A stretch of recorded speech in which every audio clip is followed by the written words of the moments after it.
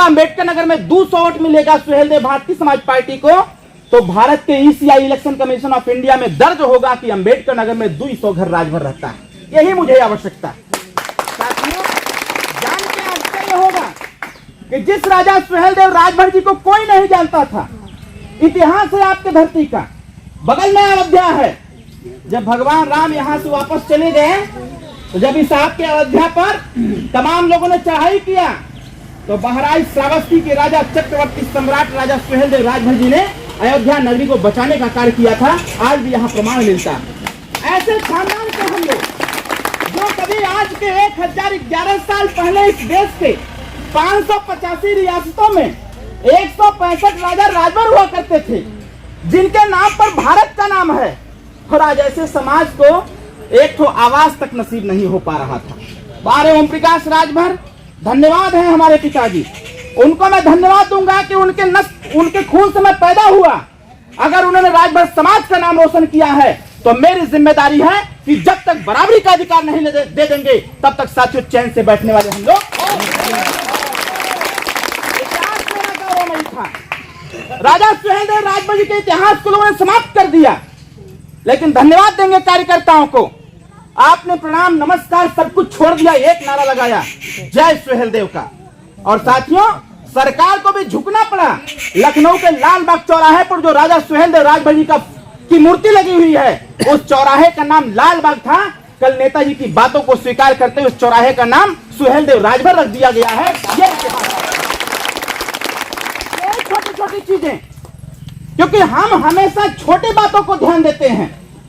सरकार कौन चला रहा है कौन नहीं, इससे हमसे मतलब नहीं है।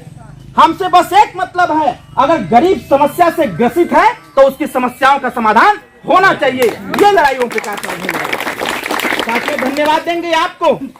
आपने जो ताकत मानी नेताजी को दिया है, आज इस ताकत की देन है कि उत्तर प्रदेश छोड़िए, बिहार, पंजाब, गुजरात छोड़ दीजिए, आज पूरे देश में अगर नेता कोई चर्चा में है तो उसका नाम ओम प्रकाश चल रहा है। आपको जान के आश्चर्य होगा, कल माननीय मुख्यमंत्री जी ने आमंत्रित किया नेताजी को कि भाई सदन की कार्रवाई शांतिप्रिय तरीके से चले। इसमें सबसे ज्यादा अगर कोई सदन में खड़ा होकर के गरीबों की बात करता है, लड़ाई लड़ने का कार्य करता है और सदन को डिस्टर्ब करता है, तो उसका नाम ओम प्रकाश राजभर। स्पेशली नेताजी को मुख्यमंत्री ने बुलाया और कहा कोऑपरेट करिए, हमारा भी सरकार जो सदन है चलने दीजिए, शीतकालीन सत्र चलने दीजिए। नेताजी ने कहा कि अरे बहुत सदन चल गया, लेकिन कल के सदन में आरक्षण की बात उठेगी। और जो हमने पत्र लिखा है आपको कि उत्तर प्रदेश में 7.5% राजभर रहता है, अनुसूचित जनजाति में इनको डाल करके, राजभर जाति को डाल करके 7.5% आरक्षण की घोषणा कर दीजिए, और नहीं तो कल बवाल होगा। और साथियों, आज सदन चल रहा है, आज सदन चल रहा है। सदन में आज ये बात उठेगी और ये भी बात उठेगी कि उत्तर प्रदेश में जो गरीबों का घर गिराया जा रहा है, वो किसी प्रकार से छोटे छोटे मेहनत मजदूरी करके गरीब को जमीन के बारे में नहीं जानकारी है, लेकिन कहीं भी वो बस गया है, तो सरकार आदेश जारी कर दी है कि जितने लोग अवैध जमीन पर कब्जा किए हुए लोग हैं, सबको उखाड़ के फेंक डालो। अरे भाई, ये गरीब मेहनत मजदूरी करके अगर एक तो आवास बना लिया और वो जमीन अगर बंजर की है, चारागाह की है, तो भैया उतना छोड़ दो, बाकी सब सरकार ले ले, उससे मतलब नहीं है। लेकिन साथियों, अगर उस जमीन पर गरीब निवास कर रहा है, तो सरकार दमनकारी नीति अपना करके गरीब के घर को गिराने का काम कर रही है। आज बहस होगा मुख्यमंत्री के सामने और उनको झुकना पड़ेगा, एक आदेश जारी करना पड़ेगा कि जो भी गरीब अपनी घर चाहे जहां बना लिया हो, उसके घर को छोड़ करके बाकी सारे जमीन खाली करवा दिए जाए। अगर गरीबों का घर गिरेगा तो ये ओम प्रकाश साहब बर्दाश्त करने वाला नहीं। साफ है, ये आगे पीछे देख रहे हैं पुलिस वाले भैया लोग खड़े हैं ना, हम तो आपकी लड़ाई लड़ रहे हैं। आपको जान के आश्चर्य होगा कि हम लड़ाई इनकी भी लड़ते हैं। इनकी क्या लड़ाई है? हमारे साथ जितने ये लोग चल रहे हैं, अभी एक बटालियन उधर लखनऊ में है, एक बटालियन अभी आ रही है, अभी 1 घंटे के बाद हम लोग के साथ मिल जाएगी। इन लोग कहते हैं कि साहब आप लोग भाषण देते हैं, सबकी बात करते हैं, हर वर्ग, हर जाति, हर विशेष की, हर विभाग की बात करते हैं, पुलिस विभाग की बात नहीं करते। और आपके साथ मजबूत लोग खड़े हैं, तो कम से कम हमारी बात सदन में हो जाए। अब जैसे ये लोग हैं ड्यूटी करते हैं 24 घंटा, अब पैसा हमसे लेते हैं, बाकी सब 8 घंटे की तनख्वाह सरकार देती है, बाकी हमसे लेते हैं। तो हमने सोचा कि मेरा पैसा ना जाए, इसलिए सरकार से कहा जाए कि भाई इनकी भी ड्यूटी अगर 8 घंटा का है तो 8 घंटे ही ड्यूटी लिया जाए, 24 घंटे न लिया जाए।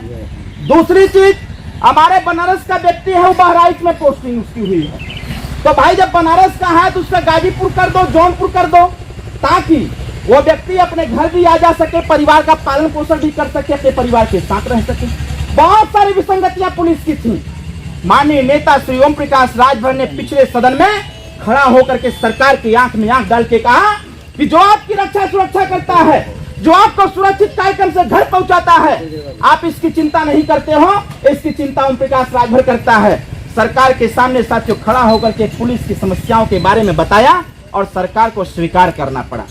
सरकार को स्वीकार करना पड़ा कि ओम प्रकाश राजभर, माननीय मुख्यमंत्री जी ने सदन में कहा कि अगर उत्तर प्रदेश का कोई भी व्यक्ति असमय उसकी मृत्यु हो गई हो और वो ऊपर चला गया हो, अगर ऊपर का भी नंबर ओम प्रकाश राजभर के पास आ जाएगा तो फोन कर देंगे भगवान को, अरे यार बिना इतना जल्दी काहे उठा लिया उसको, नीचे भेजो, इस समय नहीं हुआ है जाने का।